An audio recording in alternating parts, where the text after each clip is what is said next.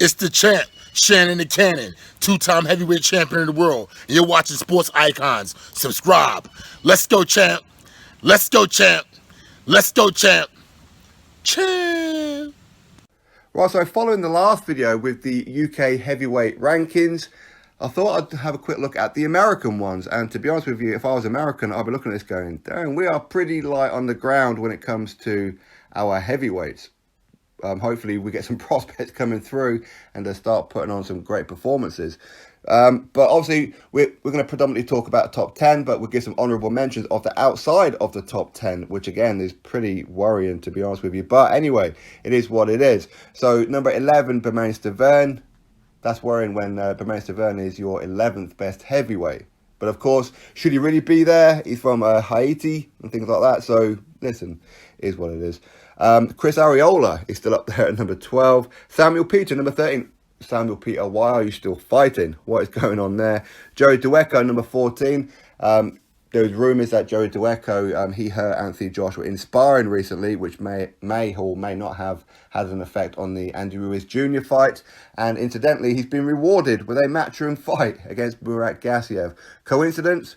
Well, it is what it is. Dominic Gwynn. I don't know why the hell he's there. Amir Mansour, number 16. Again, Amir Mansour is 46 years old. You'd think that he'd probably hang it up by now, but listen, it is what it is. BJ Flores is up there as well. Oliver McCall, why are you there? You are 54 years old. Again, this is worrying if you are an American heavyweight boxing fan, that you've got Oliver McCall there. But you know what? He's actually above the likes of Travis Kaufman. Yep, Travis Kaufman, a guy who fought Luis Ortiz recently.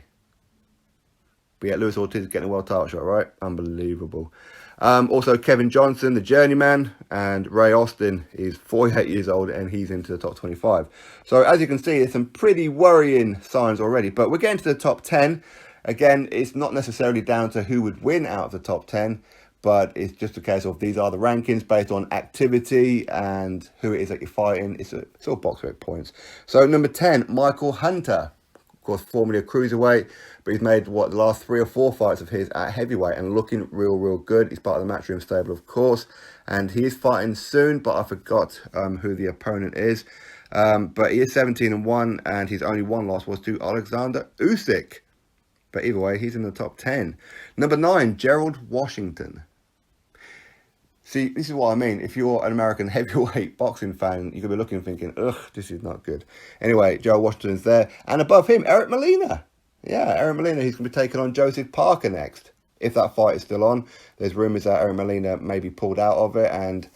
But either way, Joseph Parker still will be fighting. But until we get that officially, Eric Molina is going to be taking on Joseph Parker next. Eric Molina recently failed a PED test. I'll say recently. Right after he lost to Dominic Breazeale, it was announced that he failed a PED test, but he actually failed the test when he was tested after he fought Anthony Joshua, which is pretty weird, isn't it? Either way, he's number 8. Number 7, Trevor Bryan. Arguably one of the most inactive fighters around right now, but listen, he's promoted by Don King. Number 6, Bryant Jennings. Yep. Listen, he's going to be taking on Joe Joyce soon as well. And number 5, Charles Martin. I'm starting to see why I'm looking at this going, if you're an American boxing fan, you're looking at heavyweights going, we need some talent to start coming through. We really do. Anyway, yeah, so Charles Martin, number 5. Number 4, Dominic Breazeale. That pretty much tells you everything you need to know, unfortunately. Number 3, Big Baby Jarrell Miller. Yep. Number 2, you're not going to like this one, are you? Deontay Wilder. These are the official rankings. So Deontay Wilder is not number 1 in America no more. In fact, he's been overtaken by the unified heavyweight champion, Andy Ruiz Jr., which is weird because he calls himself Mexican. But listen, we know he was born in America, but he calls himself Mexican. He calls himself the Mexican heavyweight champion, the first ever Mexican heavyweight champion in the world. But listen, they want to have him down there as American. That's cool. It does seem that America does like to take outsiders, if you like, and claim them as their own. We're going to have you. No, you're not Mexican. You're American. That's where you were born. You're having it. Bermane Stiverne, no, you're American. I don't care what your passport says. And same with Chris Arreola. But anyway, Andy Ruiz Jr. is the best American heavyweight, according to Boxrec. But Deontay Wilder is quite a few points behind. but a spectacular victory over Luis Ortiz may just overtake Andy Ruiz Jr.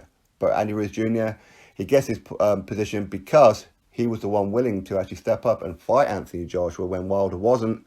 And of course, as a benefit for Andy Ruiz Jr. is not only does he become a unified heavyweight world champion, the first ever Mexican heavyweight world champion, but he got a whole crap load of points because of who it is that he beat in Anthony Joshua. So anyway, Deontay Wilder, as I said, Luis Ortiz potentially in September. We're still waiting for official confirmation. But right now, Andy Ruiz Jr. is the #1 heavyweight in America, according to Boxrec. Drop your thoughts below, click thumbs up, and of course subscribe. Catch you all on the next video.